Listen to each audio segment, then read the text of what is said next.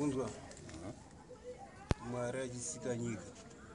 Old Testament or New Testament? If you want it, it's from Old Testament. You can just batira mpichana picha. New Testament. Unzwa Alright. From Old Testament, right? God ichinzwa Mwari achitanga kusika nyika. Angane ngirozi dzake. Unzwe dzanga anadzo iyi kwanguna Gabriel nani na Lucifer. Do you still remember? Satan, yeah, Lucifer. Yes, Satan. Yeah. Vana vachakakanya ndo akatandanisa akauya pano pasi. Murebellion. Angaita sei. Murebellion. Oh. Zvadaro hanzi naMwari andichakakuona iwe mudhuze mangu. Ndopakasara Gabriel. Unzwa here? Pasara Gabriel. Mwari ndokuuya kuzoaona kuti pasi apa hapana munhu aripo. Akauya kuzosika. Akauya Adamu. Asati aita Inzwa akatanga kuita. mira Asati. chimira ndingokutora. Akatanga Akatanga kusika Adam, Eva. ana Lucifer ndo akatanga asati aisa Adamu. Adamu akaiswa pano pasi. Adam akaiswa pasi ari by one. Lucifer Ayo Lucifer yanga iri ngirozi yake. Pangazwa wakaita iwewe uyu muri mudhuze mangu. Iwo bwada kuita chipafa. Wakutora masongs akule. Uona wakutamba yako uyo uri kutamba manje. Ikabisira manje. Wakuoma musoro. ndozvakaita. Ndokupambura manje. Uona manje. Asi mapowers zvese makona anoaziya. Lucifer ndakatanga kukanwa pasi pano Adam asati auya. Yeah. That's why you ukaona iwo kana uchiverenga Bible unokutaura kuti pakaisikwa Adamu. Lucifer anga ari kudipa. Anga adhaza kuti ndo nyoka yekuzopfurira ndi Adamu kuti idya muchero pakati. Adamu akasikwa maiswa mhuka. Waona. Achitamba fange ngotambwa na Tarzan. Wakamboona filmu ya Tarzan. Kupfeka kanindi. Azanga sata kupfeka futika kwaende gara ari Asingakendenge. ona asina kana nomugozi hapana nyama yaidya ingotamba uyo anenge atamba. Mafruits kandonya yakazoburira napuwa ngemuchero pakati. Ko igwe. Inzwa Igwe kabiri. taunzwa pakazoya nginga Eva akabva kupi. Mwari akatora mpabvu imwe chete yaAdamu ndokubva aumba chiumbwa chemukadzi Awadzana. ndobvanzi ndo yashamwari yake. Asideme murimi Adamu. Shamwari yake. Mbagwe apa. Shamwari rekutaura kana kuti vazvinzi. Ayo paakasikwa ndo yanga iri shamwari yake mujango. Munda weEden. Inzwa saka chinzi East of Eden. Hauzvizivi. Shamwari. Unoona manje. Saka Izondoziva. Komuka dzanzisiri shamwari dzake. dzadzishamwari dzake ndo dzadzishamwari dzake. Atadza kuwadzana neshamwari dzake. Ayo ndo dzaitamba nadzo kwanga dzaita Tarzan. Handiti Tarzan aita akati mukadzi dzinoziva kuti Tarzan avhiri. Saka ndo zvaitawo Adamu. Ndobva aisirwa chi Mwari aida kuti achitodya muchero iwo. chinzwa ka Ndosaka akazoisa chichimira ka Lucifer uyu akauya ari nyoka. Ndobva aita sei atumirwa nani. nyakutanga kutandaniswa. Uyu Mwari akazongokandawo uyu kawo. But Lucifer manje anga akuonawo manje akudawo vake vanoita sei vanopfuurirawo chakatiwa uchide here yokaida kubvoenda kupi kwaSatani kwaLucifer. Iwe ukadazve kwaGabriel unoenda kupi kuna Gabriel. Unoona manje Natsoyo uchiona kana even kana mapostori anokutaurira kuti Gabriel ambokuimbira kuti Lucifer wanzwa kama kule makaenda uchechi here maenda chechi mapinda chechi Presbyterian I was baptized in Presbyterian when I was young. Yeah, Gurufare. Yeah, when I was about 3 months old. Ah, mnoziziya si 3 months old. Inde makadzi ekubhabhatidzwa kwandakaita. Pa 3 months ere mna. Iwo auziye chechi yako kwena. Aya mdala mimi alright mdala. Unopinda chechi ipi? Ndapinda Roman Catholic. Kuanglikeni. Ah, ndakapanduka. Wazona uziye chechi unokuita. Aya asi mdala mimi asi mama sonika kwenda kuti kule. Seberamo. Kutaura chokwadi. Alright. Nyasisama. Isaidi tikazvarwa tiri vana vacheche so waenda kunobhabhatidzwa wakabatwa. Makazana mtobhabhatidzwa kuri parufaro papa. Yakapirana godzi so yo yakwewa uiziva aiwa asi mdala mamasoakaenda kuka magairautise zvinhu zvese pakwenda kwamakandini komasha komasha chokwadi age yakule handizi this time is 65 years old saka pa 3 months dzavanga vari muchechi vakazona sei chechi yacho yanga yambovakwa rini apo petinoziva apo gara pasi mugare pasi chirodzo chakavakwa nambomuona nhasi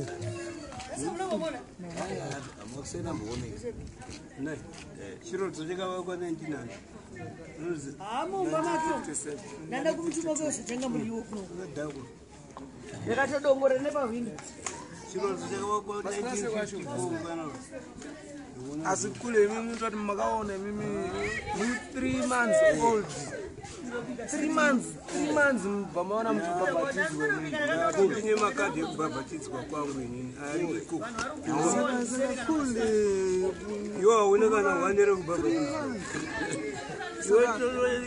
kule mapedzera kuenda uchechi rini imi mapedzera kuenda uchechi rini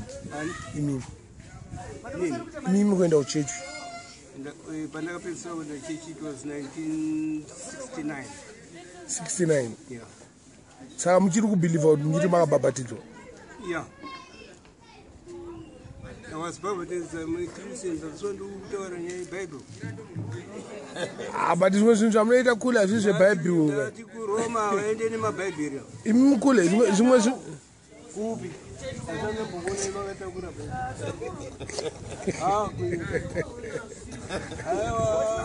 Asana mbona kana mumwe chete nebhaibheri apa anopfuura. Atitunia bera. nokuti azaita sei asiyanisei akadai so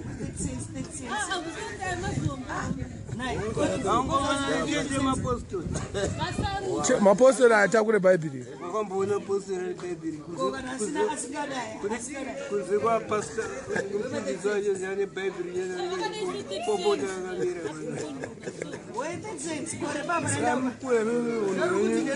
takautasisaka mutori antichrist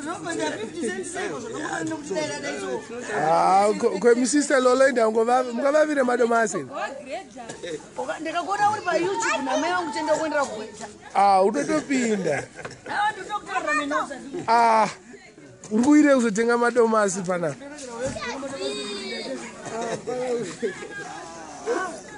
saka kule mati chechi yasista lolo haina maningi mabhaibheri Bhaibheri ninamufundisi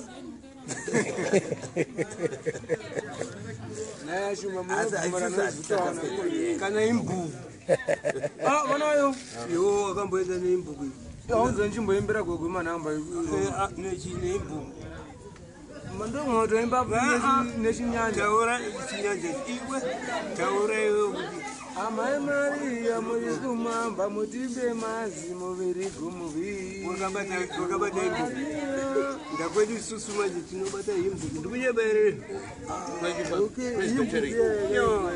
tinobata nyorwa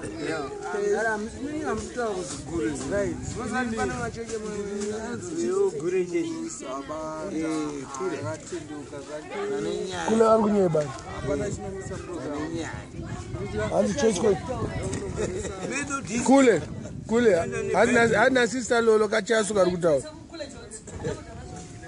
hanzi kachasuka ari kutaura na sister lolo hanzi mbatutu kule auyiripo ndakuziya kuti oright nimati mwari yakasika nyika ko Jesu angari mwana wamwari chimira ndichikutaura according nebible baba wacho chimira aiwa chimira ndichikutaura according to the bible ndidika mwari mweya kunzi pauri papapa ndianotokuchengeta kurara kwako kumuka kwako akada kungokutakura sanokutakura one time itsaga unotsikwa nemotikari piswa nemoto wakandirwa time xenophobia whatever it is. Jesu angari kuvanisina mutema Jesu mwari akambomuona koyese Jesu nezvokukubvunza mwari akambomuona kuvunza kuti Jesu siye ari kubuda iwo kana wakuda kuona mwari uchamuona musi waucharwara mukubvunzwa kupindurai mubvunzo ka sei Jesu muchikidzira munhu ari murume ko dai pakaiswa Jesu right Jesu akazvarwa ave mwana kutemba kena naisu waifiridze